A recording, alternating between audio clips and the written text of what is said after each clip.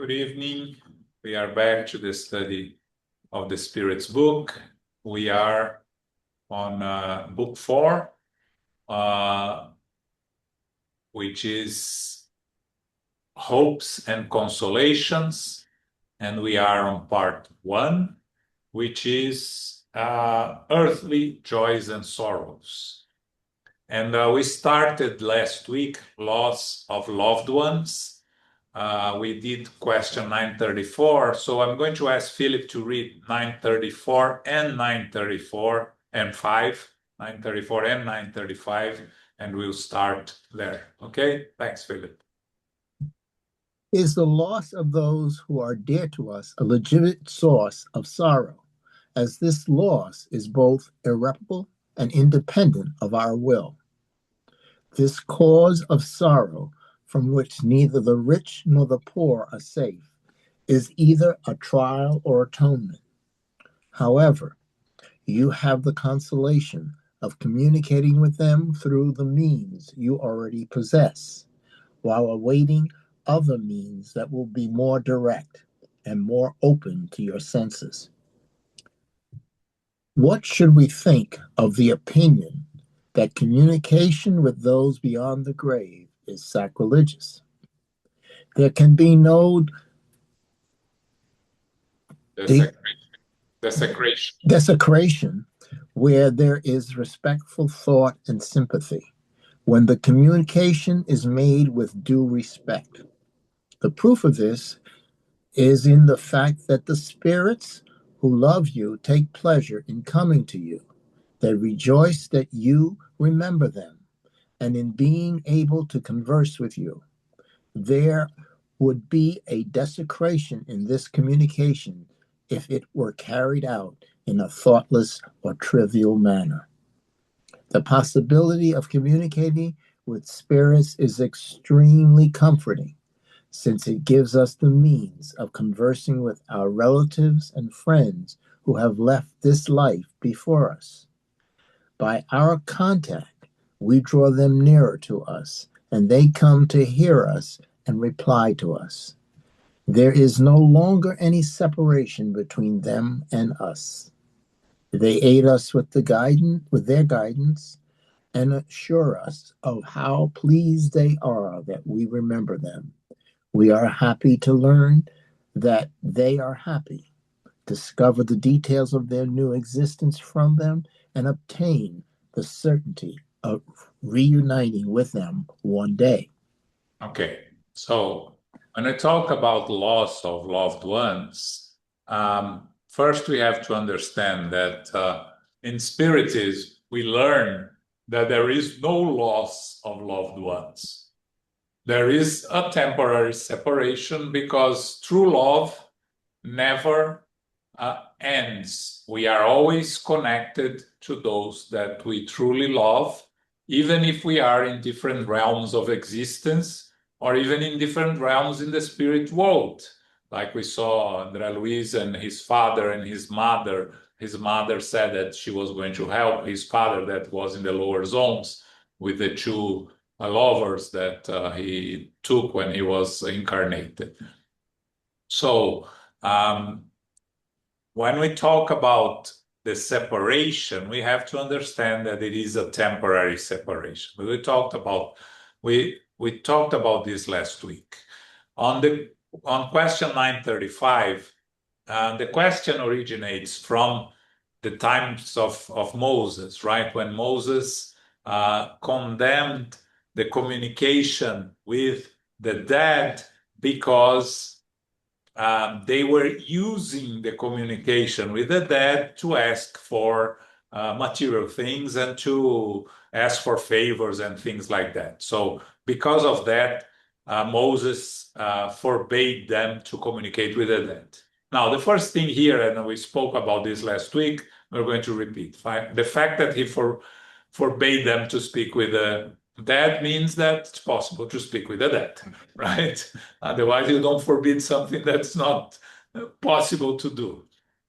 But it's interesting because we are here some 3,000 years later or after Moses, a little less than 3,000, 4,000 years later, right? The Jewish are 4,000 and something of Moses, I think. I'm not sure. Or it's 2,500. I don't remember.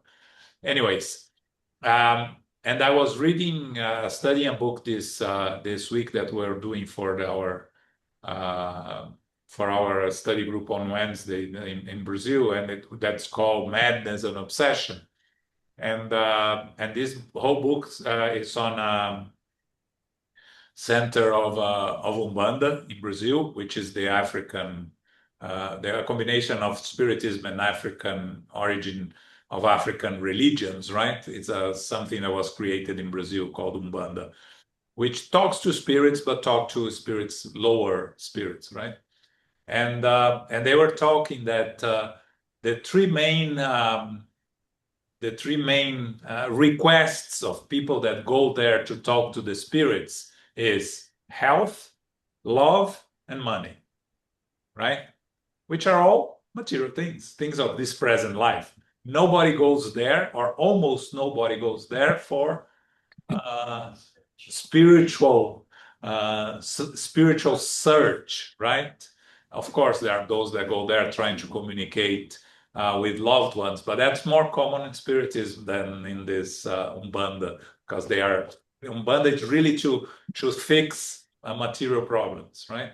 But that's exactly what Moses forbade, at that time. So what the spirits answer us here, when there is a respectful thought and sympathy, when the communication is made with due respect, there's nothing wrong with it. Of course, we know that. And when the communication is done as to educate us and help the spirits, like we do in our mediumship meetings, of course, there is nothing wrong with it. We need to understand, we need to respect others' beliefs, right? So we have the evangelicals believing that all the communications are with the devil or with Jesus, right? When you talk to the other side, is either Jesus or the devil. We know that the other side is just us there. So, if I go back to the other side and I communicate, I'm not better or worse than I was today. And then you have a part of the spiritualists that believe that all communications are with superior spirits, right? That all the communications that come from the spiritual world are from superior spirits, which we know it's not true also, because if the superior spirits can communicate, the others can also communicate, right? There's no privileges. The privilege is just a moral privilege, right? The more evolved spirits can prevent the less evolved spirits to communicate, yes. But still, the less evolved spirits will communicate if they find a way to do it, then they can always find, because it's a matter of vibrations, associations, right? So the fact of communicating with the spirits, and we have the consoling letters that Chico Xavier received, so many of them, and that there are still serious and not so serious mediums in Brazil receiving letters from loved ones. I say no, not so serious because there are some that are questionable, but there are some still doing a very beautiful work, right? They are consoling, right? If you receive a letter from a loved one that departed, and the loved one tell you that he or she is doing fine, it's consolation, right? It's like, a friend, a travel. Nowadays, you talk to them on the phone all the time, but in the past, right, when you communicate through letters or the phone was very expensive, you received a letter from a loved one that is in a different place, and he or she said that they're doing fine, they're enjoying the trip and everything. You miss them, but you're happy for them, right? If you're not selfish. Right? Or where the treasure is buried. Yes, yes, exactly. That's another thing that we look for when we are going to ask the spirits, right? Yeah. Okay. Any questions here, comments? Okay. 936. What effect does the inconsolable sorrow of survivors have upon spirits who are the object of that sorrow? A spirit is touched by the memory and regrets of those it has loved. However, persistent and unreasonable sorrow is painful because, in excessive grief, it sees a lack of faith in the future and confidence in God. Consequently, this ends up being an obstacle to advancement and perhaps even to their reunion. For a spirit who is happier than it was on earth, to regret its state is to regret its happiness. Let us take the example of two friends who are prisoners locked up in the same prison. Both of them will be free one day, but one is released before the other. Would it be kind on the part of the one who remains to regret that the other leaves sooner? Would there not be more selfishness than affection when one wants another to remain captive and suffering in the same circumstance as oneself? The same is true with two individuals who love one another on earth. If one leaves first, the other should rejoice while patiently awaiting for his or her own freedom. We may illustrate this subject by means of another comparison. You have a friend whose circumstances result in a painful existence, although he or she remains physically close to you. Thus, your friend's health or interests require a change to another country where he or she will be better off in every respect. However, your friend will no longer be near you at every moment, but will still keep contact with you. The separation between you will only be in your daily life. Should you grieve for the loss of physical contact, considering it as for your friend's own good? Spiritism gives us clear proof of a future life and its presence around us, as well as the continued affection of people we love and the relationships we are able to keep. Spiritism offers us the greatest consolation for the most painful of human sorrows. Spiritism eliminates loneliness and abandonment because friends with whom one can hold affectionate conversation always surround the most isolated of human beings. We are often impatient with the trials and tribulations of life. They seem so intolerable that we sometimes believe that we cannot endure them. Yet, if we face them with courage, and if we are able to silence our complaints, we will rejoice in the remembrance of the experience when we have finished our human existence. The same way that patient rejoices when they recover after completing a painful course of treatment that has cured the disease. Okay. So, when I talk about the loss of loved ones, here the question is what happens with our loved one that has departed, has returned to the other side?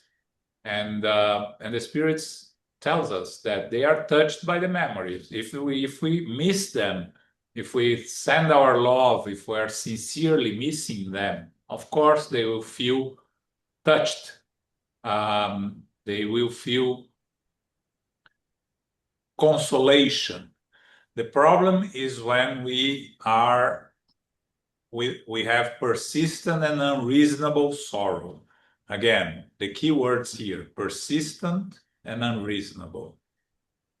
One issue that we find with a lot of spiritists that are just arriving at spiritism and learning about our survival is that they feel they think that they shouldn't feel pain and they shouldn't feel anything when they lose their loved one because they are not supposed to feel. And that's not what Spiritism teaches us, right? We cannot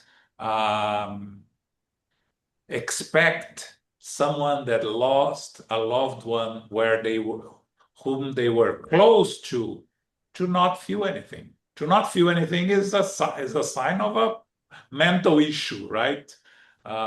Excess selfishness or other issues that the person thinks only about themselves, right? So it is expected and reasonable. What is not, what we should get worried about is if it becomes persistent and unreasonable. So let's talk about the normal loss, the loss of our parents, right? We are supposed to survive our parents. That's how life works. When our parents, mother or father, die, if we were close to them, if we had a good relationship, we are going to miss them. Yes. We're going to miss them a lot in the beginning. Yes. But life goes back to normal. And after a certain period of time, and again, there is no time, specific time. It's just that after a certain period of time, which is different for each one, we have to get used to it, right? We have to go back to our regular life, normal life, missing them, thinking about them with love, with waiting for the time to be reunited, but not becoming, the loss cannot become a way to paralyze our lives. That's when it becomes a problem. And that's when they suffer, because they can feel our problems also, right? So it becomes a problem instead of becoming a healthy relationship that we miss each other, that is temporary, and it's healthy again. We are going to have an unhealthy issue, excess grief. And the Spirit says that excess grief is a lack of faith in the future. So what does it mean for us Spiritists? It means that we know, but we don't really fully believe that the separation is temporary. Because if it's part of us to understand that separation is temporary, then we should overcome it in a reasonable amount of time. Again, we're not going to talk here, we're talking about normal losses of loved ones, right? You lose a grandmother or a grandfather, let's say. Most of us here already did, right? We miss them, fine, I remember them, but we cannot paralyze our lives. Something is wrong if it does, right? Something wrong with us, right? So that's what the spirits are trying to tell us here, right? That if we feel like that, we are making things more difficult for us to be reunited, because we are going to find ourselves in the spiritual world where our mind takes us. And if we have a disturbed mind, that this is a characteristic of disturbed mind, if we cannot accept the temporary separation, again, it's not a loss, it's a temporary separation. If you cannot accept that, then we have a problem. Again, we're not going to talk about losing loved ones through children, because that's a different story. We have to be able to overcome, yes, but it takes much longer, it's much more difficult, and will probably take the rest of our lives for most people, right? So again, there are cases and cases, but we're talking here about the loss that are expected in our lives. Our life has to go on because we have to continue growing and evolving and doing our things with these losses, right? And again, sometimes we should be glad that they have departed, right? I lost my godmother December last year. She was 103, right? I was relieved. I wasn't sad. I was relieved. I think it was better for her. She wanted to go. She was already asking to go. So, it's selfish of us trying to keep them here when they are ready to go, right? And when we talk about loved ones that are sick, that have difficult diseases, incurable diseases, we have to be able to prepare ourselves for these situations. Again, these are all things that we are learning, and first comes here and then goes to our heart, right? And first the mind and our heart. It's difficult. It's not easy. I'm not saying that this is something that we can overnight learn to deal with it, but we have to be able to reflect on that, and we have to be able to prepare ourselves for these events that are going to happen. We are going to, if we don't go before, we are going to lose loved ones on our journey here on Earth, right? And how are we going to face it? It shows how we're preparing ourselves with everything that we are learning, right? When we understand that life in the spiritual world, if we did everything right here, life in the spiritual world is better than life here, right? We should be happy for them, right? If they lead a good life, if they did everything that possible that they were supposed to do, they're happier there than here. We shouldn't be selfish and trying to harm their happiness by feeling overwhelming loss sensations and things like that. And that's the explanation by Kardec really talks about it, right? How we should deal with the loss of loved ones, trying to accept the reality that there is our real home and that we are better there than here if we had a life that was, an effort to grow and to evolve, right? Of course, there are other cases that the spirits are going to find a lot of challenges in the spiritual world, but I think that's it. Now, anything here to add?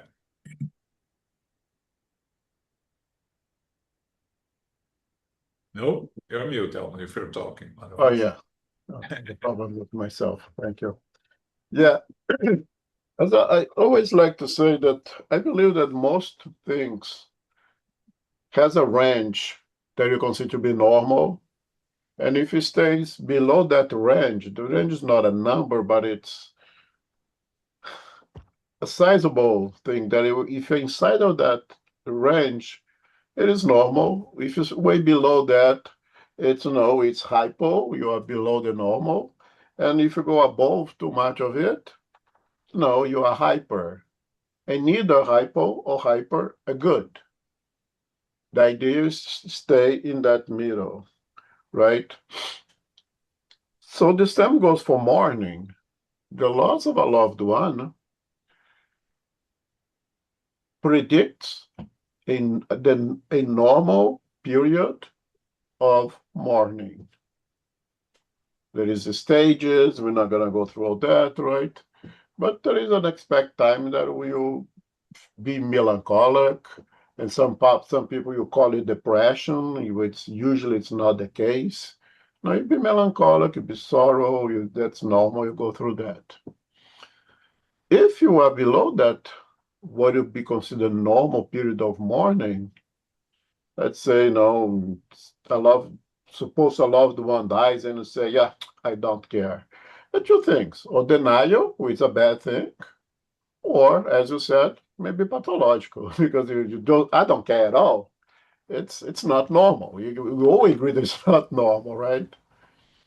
So two things, this individual is in denial, which it's bad because you'll suffer much more later, or there is something wrong with that individual. If it's too much, if it's above that we can call normal, it's also not good. I remember a case with Chico Xavier, maybe we remember the name of the woman who lost a son and could not keep on with her life. Really end up in a state of extremely sorrow and hysteria. She went to Chico Xavier and he said to her, listen, you say that you lost a son, which you did not. But if you don't get out of this stage, you're going to lose the two that are incarnate here that need you. Because she basically stopped taking care of the family. She had two more kids in the house, but she stopped literally functioning as a mother should with the incarnate ones. So there's a problem there. It went above the what is considered normal. If you look at the spiritual side for the one who is discarnate or now in the spiritual world, I think the same apply. No, you love the one who will recognize that you cared for the part of the one, the part where you feel that or there is that affection. If there's that totally, I don't care, it just died, the spirit's not going to feel really good about. We will not feel good about. But if it's hyper, also, if it's above what's normal, it becomes a hindrance for the spirit to continue its path in the spiritual world. It holds the spiritual up. It delays the spiritual ability to move on with its own progress in the spiritual world, and may hinder it, and likely will hinder the possibility of they being reunited eventually. So yes, normal. There is a normal level of mourning. To be sorrow for the loss of loved ones, absolutely normal. Just make sure that you stay inside of the normal, not to create problem for the discarnate, not for the incarnate as well. Yeah. There is a passage in Nosso Lar, which is very interesting, that André Luiz talks with Tobias. Tobias, when he was incarnated, he was he married the love of his life, and they were both young and in love, and they had two kids, and she died when she had the second kid. Her name was Hilda, and she went back to the spiritual world and was completely disturbed, and continued following him, and continue following the family, didn't know what to do, where to go. And he eventually remarried a younger girl. And of course, Hilda became an obsessor to this new wife. And her grandmother, when she gave a small opening, her grandmother rescued her and told her, listen, why are you harming the person that is taking care of your children, taking care of your husband, making sure that everything works normally in your household that you no longer can take care of? And of course, it's a long process, but she learned. Eventually, she understood and accepted and started protecting them, right? And they all three were back in the spiritual world and living together, all three of them. And André Luiz was trying to understand how does it work in the spiritual world, the three together. And Hilda, which was the one telling the story to him, told him, listen, I love her. She took care of him and of my family. And she's now ready to go back and find her true love there that already reincarnated, and she's going to meet him. But we are all, spirits. We love each other as a universal family. So it's interesting because this brings the other side, right? When the spirits that go back there also cannot disconnect from the ones that they left here, and they can become obsessors or influence the ones that stayed here. So it was a very interesting story. You can find it in the book Nosso Lar. Tobias, the case of Tobias. I don't know the chapter. Okay, so next. disappointment, shattered affections, ingratitude. Is the disappointment due to ingratitude and the fragility of friendship another source of bitterness for the human heart? Yes, but we teach you to feel pity for the ungrateful and faithless friends as they are more unhappy than you. Ingratitude comes from selfishness and people who are selfish. Eventually, meet hearts as callous as their own.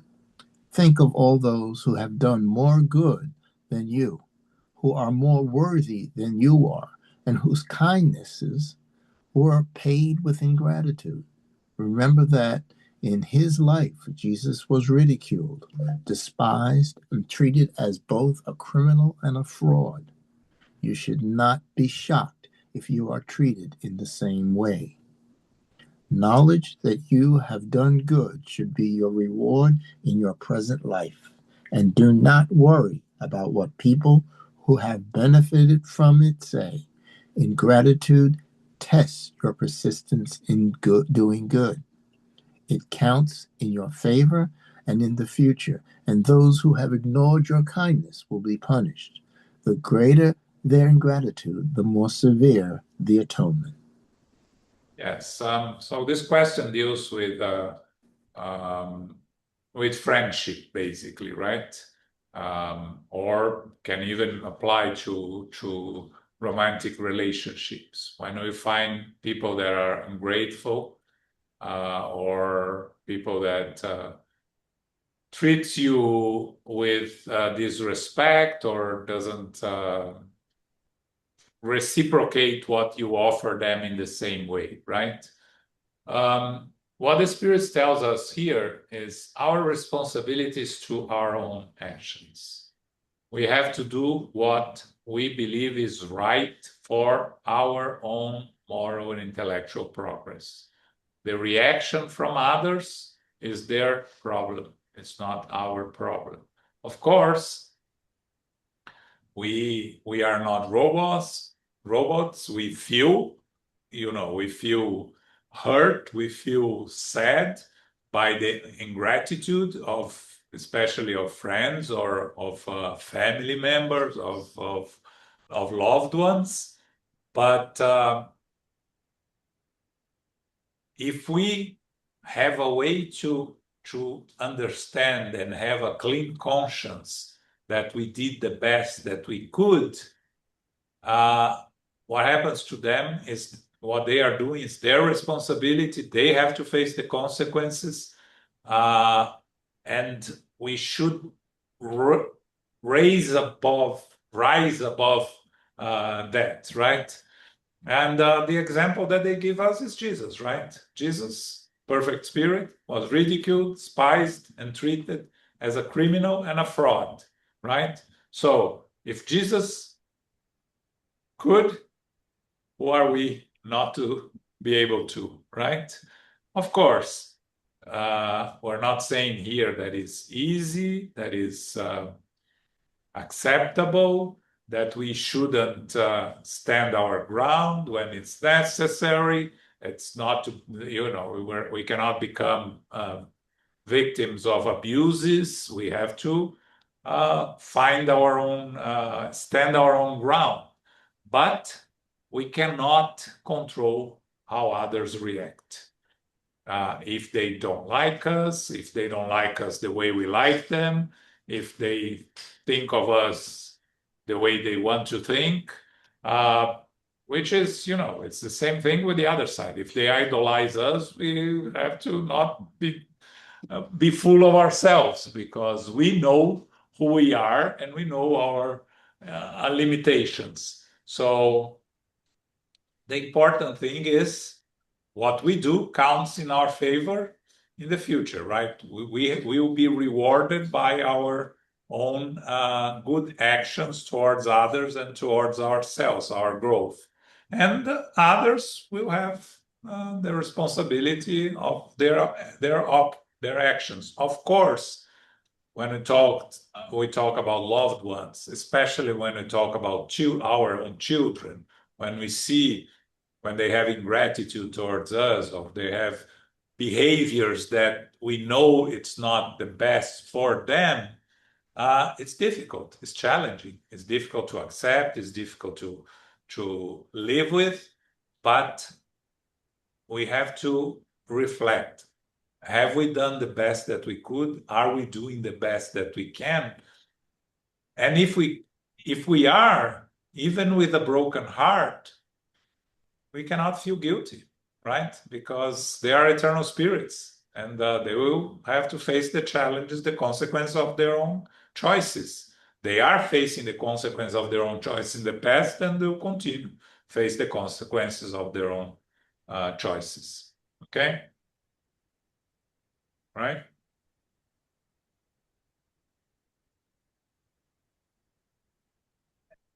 938 Now, are the disappointments that ingratitude causes meant to harden the heart and turn it callous and insensitive.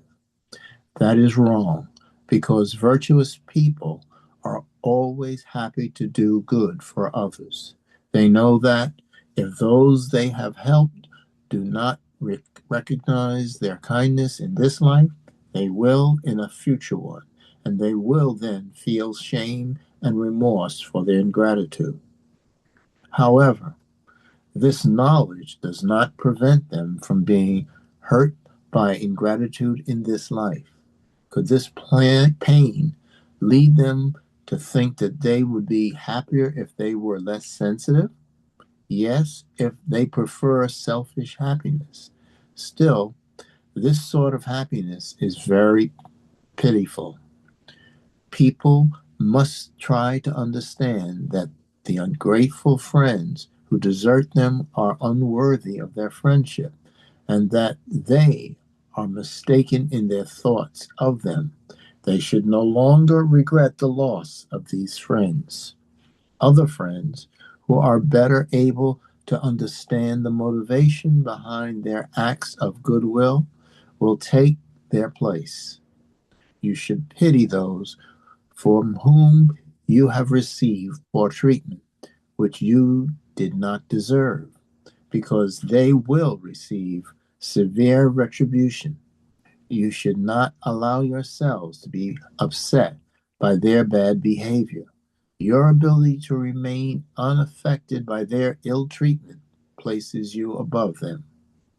Nature has given human beings the need to love and be loved. One of the greatest joys given to them on earth is meeting like minded hearts. This sympathy gives them a taste of the happiness that awaits them in the world of perfect spirits, where love and kindness reign.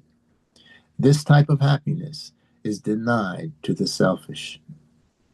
okay. So this question, it's a very good question, right? That Kardec asked the spirits, right? This ingratitude can only make us more insensitive and more averse to have warm relationships with others.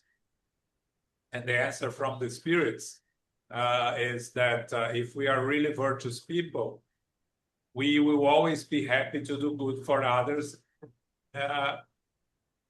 if, if regardless of what they feel, of how they react, because they receive the help, they will benefit from our help, and we benefit from practicing charity, right?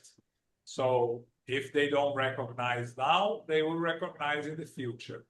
And if they show gratitude, eventually they will feel the remorse, right? They will look back when we analyze our actions, we will feel the remorse and the embarrassment of the harm that we have caused to others because of our selfishness, because of our behaviors that are perfect behaviors.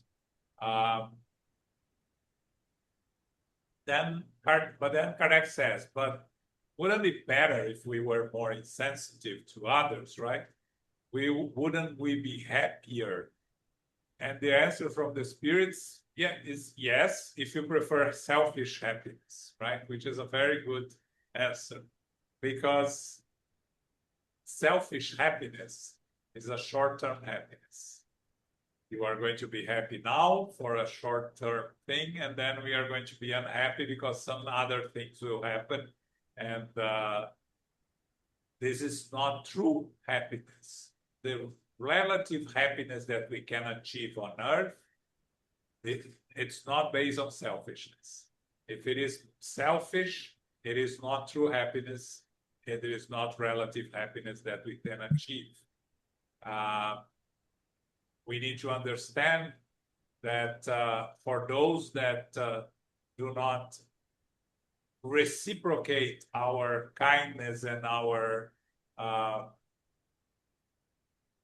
warmth towards them, again, it's their problem, right? It's their issue. They are going to have to face their challenges. And what this Spirit tells us here is that we live amongst 8 billion people, right? So why we focus on one or two?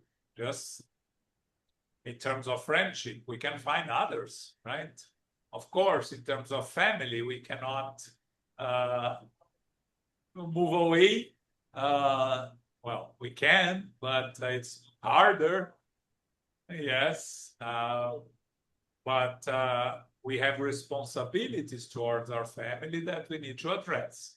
But again, if we have members of the family that are really impossible to live with because of their behavior, we move away from them, right? We need to protect ourselves. That's what the Spirit tells us, right? When I talk about, and we're going to see a little bit later, right, in terms of marriages, right? If we cannot stay married because it's impossible, it's dangerous to ourselves, we shouldn't stay married. If we are living in a household that is threatened by any member of the household that is violent or uncontrollable, we need to find the ways to protect ourselves. So in terms of friendship, we can always find new friends, better friends. And if someone behaves selfishly and doesn't respect us, we cannot really call them friends, right? It's a mistake to call them friends. It's something else. It's not friendship, because true friendship involves respect, acceptance. Of course, we are in perfect spirits, so there will be issues, and it's normal. It's an opportunity to grow, right? Accepting and understanding their imperfections, them accepting our imperfections, being able to live with their differences of opinion, differences of beliefs. We talked about a little bit here before, right? It's difficult nowadays to discuss politics. It was always difficult to discuss religion. But you know, if we find a like-minded person with different opinions, is an opportunity for us to learn and to grow, which is ideally what we should do. Nowadays, we live much more in cocoons with people that think like us, that have the same taste, and it becomes much more difficult for us to expand our consciences, right? Because if we are open to accept differences and learn to live with differences, we are going to grow. Of course, there is a limit on those differences. It has to be on both sides, right? The other side needs to be able to live with the difference also. But if we can find someone that think completely different than us, but respect us and accept who we are, and we do the same, it's a great opportunity for both of us to grow, right? Because if you live with people that has exactly the same tastes as you, the same beliefs as you, you're not growing much, right? Because you're living in a cocoon. So we should take advantage of opportunities to listen to different opinions, different beliefs, and learn from them, right? This book that we are studying that takes place in a house of Umbanda, right? It's a great opportunity to leave behind some prejudices that all spiritists have against these places. We do have. And you learn that good work can be done everywhere. And there are people in need of help everywhere. And there is sincere, true workers in all houses of religion houses that are trying to help those in need. We need to accept and respect. If they have different beliefs and different opinions, we are all brothers and sisters. It's a challenge that we need to place on ourselves to be able to let go of some of these prejudices that we have. Okay? Elmo, anything here? Yes. I think I misread or misunderstood the question of Kardec. Because I understood in being less sensitive in a sense that let's assume that I do something really good for someone that I thought was a real friend. And this friend displays absolutely ingratitude towards what I have done. And I do feel very bad about it. It makes me suffer because of that ingratitude. And then I would ask myself, wouldn't I be happier if I were less sensitive to this individual ingratitude? Would I be happier if I only would be able to just do the good that I can do and not expect anything back? So in that sense, I think that, yes, it would be better to be less sensitive to the ingratitude of others.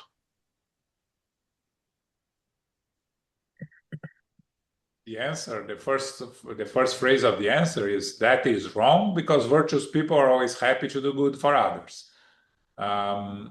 So the question by Kardec on callous and insensitive, my understanding is, becoming indifferent, and because of ingratitude of others would make me stop trying to help others. That's how I understand the question. Yeah, and it seems that that's what the spirits understood also.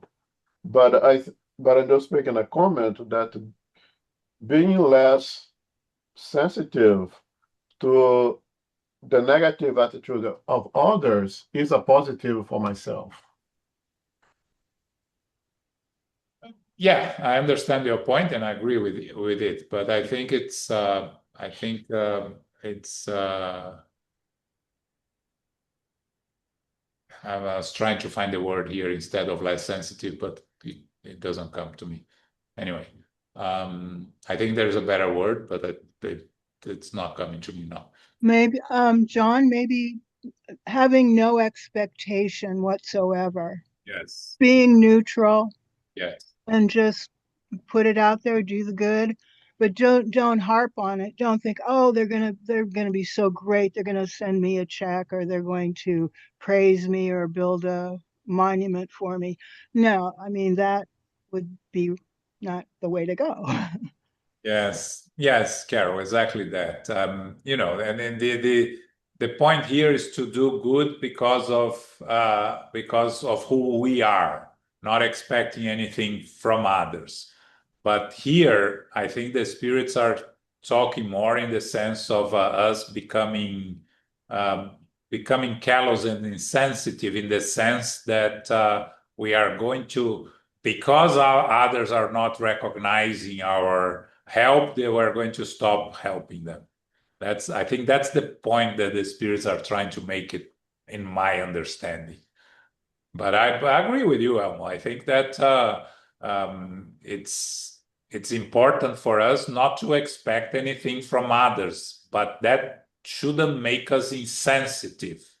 We continue to have empathy for others. The problem is the lack of empathy that makes us stop doing what we are supposed to do. Well, I think two examples that I'm not sure my understanding will fit in here. Of course, one for me is kind of too far, but Jesus, how many he helped and how many went back to say thank you. And something closer to us, I would say, is Chico Xavier. How many times he was spit on his face and people saying improper words to him, but he never gave up doing the good. Yeah. Yeah. You cannot call him insensitive or callous, right? Yeah. Yeah. Yeah. But yeah, I think it's semantics here, right? Where is Paco when we need him for the semantics? But I agree. I think we are all talking more or less about the same thing in different ways, right? Yeah, me too. Yeah. Okay. All right. So I think I'm going to leave antipathetic relationships for next week because it's a subject in itself. The first question is long, and we have only 5 minutes left. So I think we're going to stop here. So this Saturday we have a talk by.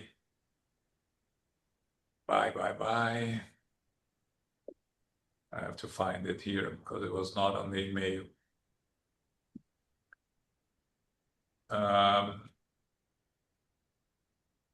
By Gustavo Rocha, and his talk is going to be "You Shall Know the Truth." This is Saturday, 11 a.m. This Sunday is the second Sunday of the month. We are going to go back to the study of the Spirit's book. The Gospel According to Spiritism that we did a couple of weeks ago, but we are going to go back. We are still on chapter 2, right now. Or we started 3 already? We're going to start chapter 3. Start chapter 3, okay. The book club is on vacations. We'll be back in August, middle of August. We'll give you the exact date as we get closer. And I think that's it for us. Carol, can you do our final prayer? Yes, thank you so much, John, for hosting. Thank you, Elmo, for being here as well. And thank you, Philip, for reading for us this evening, and everyone who is here participating. Infinite Creator and Divine Providence, we give thanks to be together as brothers and sisters for our studies of the Spirit's book. We're on Book 4, Chapter 1, Loss of Loved Ones and Disappointment, Shattered Affections, and Ingratitude. True love never ends, and we remain connected with our loved ones. We can receive communications from them, which gives us the reassurance of the continuity of life after physical death. Spiritism gives us proof of a future life and a consolation that we will reunite with loved ones one day. Persistence and unreasonable sorrow and grief may keep us paralyzed from moving forward in a healthy way in a normal time frame. This may be the lack of faith in God or the future life ahead. Life must go forward so that we can progress and advance on our path. The knowledge that you have done good in this time of life is its own reward. Don't worry over the ingratitude of others and their actions. Remain unaffected is the ideal quality to preserve. We give thanks to our spiritual benefactors and the good spirits for guiding and inspiring us this evening. May we receive the love, light, and peace of Christ within us, and for our loved ones, our teachers, our directors, our counselors, our mediums, our workers, and all of our participants. We pray for inner peace and especially now for world peace and for those who are suffering in the physical and spiritual worlds. We pray for our center SGNY and all spiritist centers throughout the world that they may grow, prosper, expand, and be protected throughout the day and throughout the night. As we close, we humbly ask for safety and protection as we return to our family, friends, loved ones, and co-workers. May we remind ourselves now to go forth as beacons of love, of light, of peace, of service, and charity, which is love in action. May peace and love prevail. So be it.